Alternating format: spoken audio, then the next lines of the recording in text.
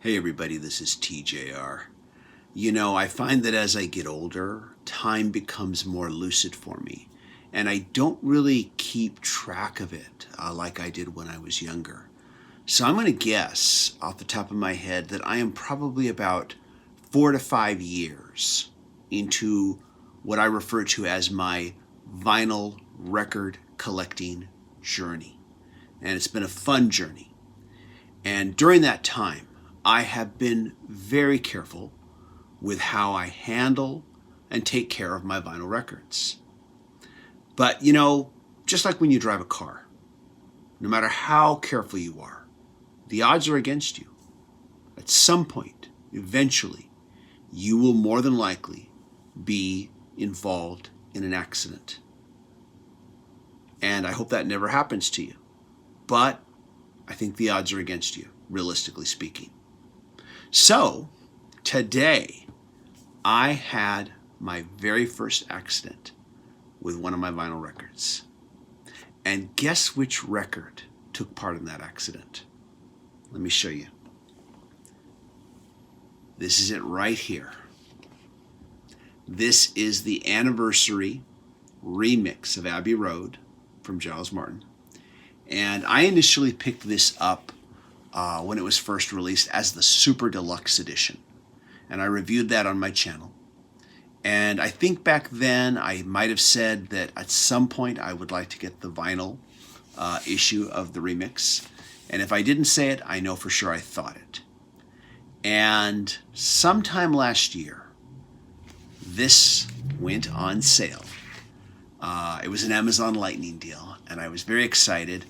I nabbed it up right away.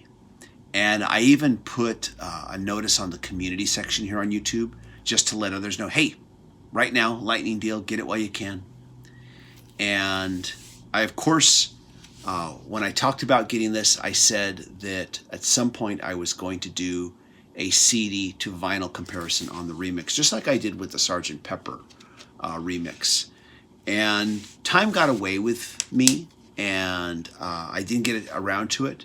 But a couple of people did remind me, hey, are you ever going to do that Abbey Road, remix CD to vinyl comparison? And I thought, I should get to that. And so today, on my lunch, I decided, yeah, let's get started. And so I pulled out the record. I was going to play side two. And, these things, they can happen so fast that it's hard to remember exactly how it happened. But I pulled the record out, and I pulled it out of its paper sleeve. And I already had the dust cover opened on the record player. So I wasn't trying to juggle the two, I don't believe. And I had the record in my hands and was being very careful.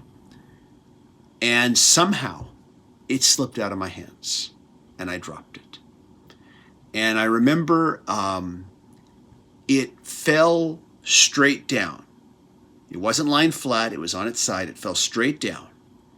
It hit the floor on its edge, boom, and it kind of bounced up.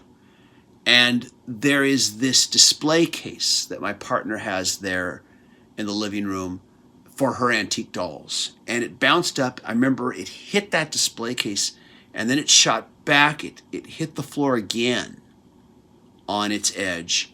And all the while this is happening, I'm cursing, which is understandable. And as I'm cursing, I'm trying to catch it. And after it bounces off the display case and hits the floor, it's about to land flat on its side on the floor. And that's when I managed to get it. And I've got it in my hands. So up until that point, I've been cursing. And then once I have it in my hands, I stop cursing. Now, I'm reminded of that scene in the last Harry Potter film. I don't know if it's part 1 or part 2. But you may remember the scene where Harry Potter's wand gets broken. And I forget what led to that. I think it might have been Hermione's fault, something she did. I'm not 100% sure. But Harry Potter, the character, is just really upset about this. He wants to get really, really angry about this. And he's about to. And then he just kind of looks at it and says, it's done. And I remember sitting in the theater as I watched that, and I thought to myself, I wish that I could have had the serenity to accept bad fortune when I was young, when I was as young as this fictional character was in this story. So I've got the record in my hands, and I've stopped cursing. I'm just looking at it. It's not broken, but who knows? It could have gotten damaged when it banged against that display case. Who knows? My partner, who is upstairs, heard me swearing, and she shouted down, "What happened?" And I just said to her, "I dropped a record." From upstairs, I heard her say, "I'm sorry." And I paused for a moment, and I just said back to her, "It's no one's fault but my own." And if you're going to collect a fragile thing like vinyl records, and you're going to engage with that record, you're going to not just collect it, you're going to listen to it, you're going to regularly enjoy it, you have to expect that at some point an accident is going to happen. And I said this to her out loud, which surprised me, because even 20 years ago, if this same thing had happened to me, I would have gotten very angry. And I would not have been able to have let it go. I would have kept swearing even after I got it. And I would have started complaining how I've only owned it for a few months now. It hasn't even been like 6 months since I've owned it. And I would have not been able to let myself go. I would have been thinking to myself, how could I have been so dumb to let this happen? But over the years, I have come to realize that getting really angry over something like this doesn't make the situation any better. And it certainly doesn't fix anything. And it doesn't make you feel better either. So what did I do? Well, I put the record on the platter, side 2. I gave it a quick cursory cleaning with my anti-static brush, which is something I do before I play a record, just real quick. And I listened to side 2 while I finished my lunch. Now, side 2 sounded fine, but my lunch was over before I get to side 1. Now, so far, haven't had a chance to get to it yet. I will soon. But as I went back to work, I had this little moment of clarity that I want to share with you. And I thought to myself, it's either going to play fine or it's not. And if it doesn't play fine, it doesn't play fine. It's only a record after all. It's not like I lost a parent or a sibling. And in my lifetime, I have experienced both of those things. And as I sat down and got ready to get back to work, this thought passed through my head. And I thought to myself, it's interesting how experiencing big, truly important losses puts everything else into perspective.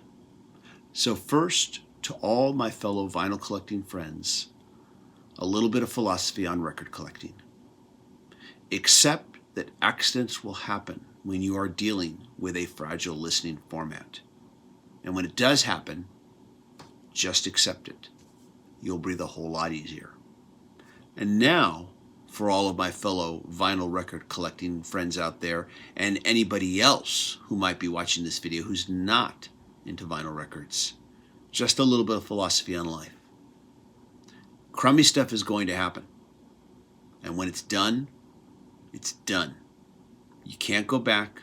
There's no rewind button. Just learn what you can from the experience and move on. Anyways, that's all I wanted to say today.